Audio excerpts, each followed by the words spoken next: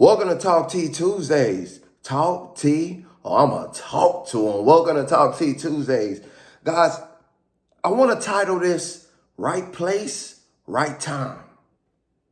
It's important that we understand that sometimes that things don't happen to us because we're not at the place we should be. You know, oftentimes we are in a church way too long and we're wondering why God, do I see all these blessings happening to everybody else, but not happening to me? We're at a brokerage, we're at a business for so long. We're like, God, I see everybody elevating, and why is it not happening to me? And sometimes we're in the right place and we don't know it in the time we should know it. We go to our sermon today, book of Matthew, chapter 9, verse 18. It says, while he spake these things unto them, behold, there came a certain ruler and worshiped him, saying, my daughter is even now dead, but come and lay thy hand upon her, and she shall live. Two things happen here. One, the man acknowledged Jesus for who he was and understood he had the power to do what he asked him to do. Oftentimes we don't get what we want and we don't get what we need because we don't believe who we're praying to can do it, because our situation is in such a despair. But he believed that he could do it, but he reverenced him and then he believed. Okay, but come and lay thy hand upon her and she shall live. Jesus arose and followed him, and so did his disciples. And behold, something happened in the midst of this. Something happened in the midst of this. It said, wow, and behold, a woman which was diseased with an issue of blood 12 years came behind him and touched the hem of his garments.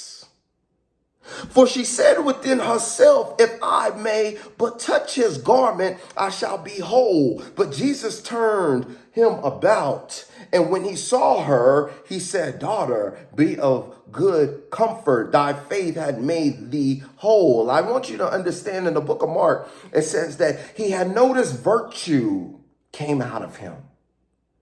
Okay, so there was a level of desperation equipped with her faith that tugged on Jesus with the power of the belief to make and extract the blessing. But if she wasn't in the right place at the right time, she would not have met Jesus along the way.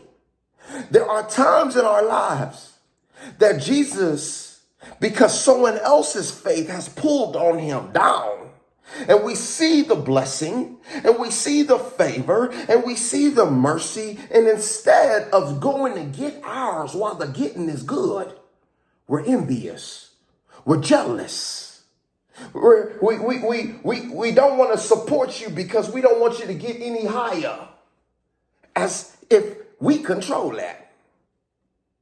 But the woman didn't even think. The Bible says she thought within herself. She wasn't thinking about that man. She wasn't thinking about that man. She wasn't thinking about that lady. She said, I've been in this situation for 12 years. And I've heard about a man. Go and look at the book of Mark chapter 5. He said, I heard about a man who's been healing. And it's not my business of what he's doing for everybody else. It's my business to know that he can do it for me, and I need to go get it.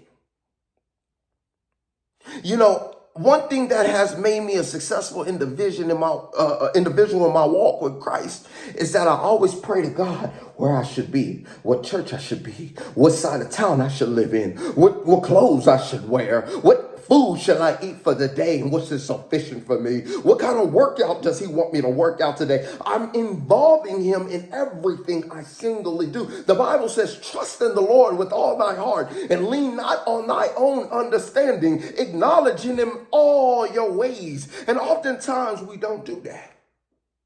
See, all our ways seems to be all our wants, all our needs, not all our ways. Lord, would you like to take a walk with me today? I acknowledge him in all of my ways. And it is important that you at the right place at the right time. I want to let you know a story about this. Before I left KW, I prayed on it. I had prayed on it.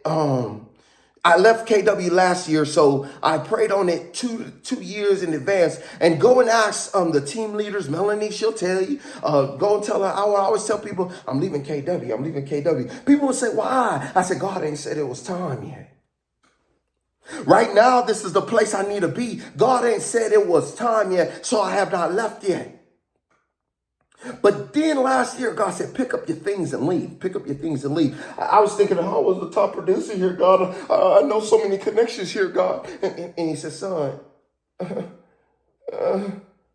I could do that all over again. I need you to pick up yourself and leave. And when I left, they got hit with the biggest lawsuit. They got sued.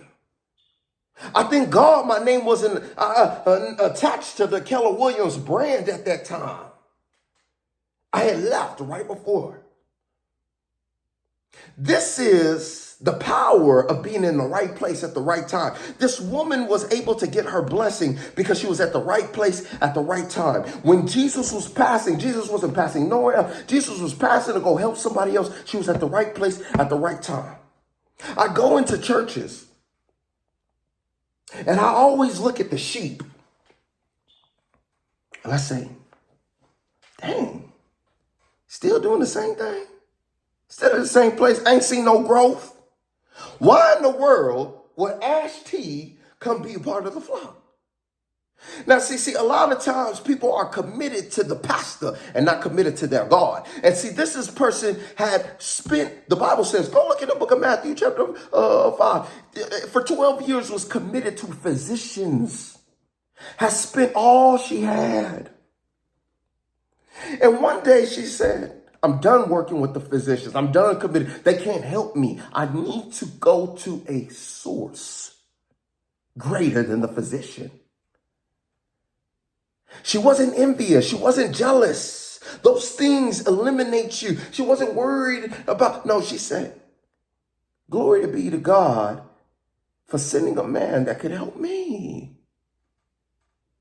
Are you at the right place? Is it the right time? Because there are times, look,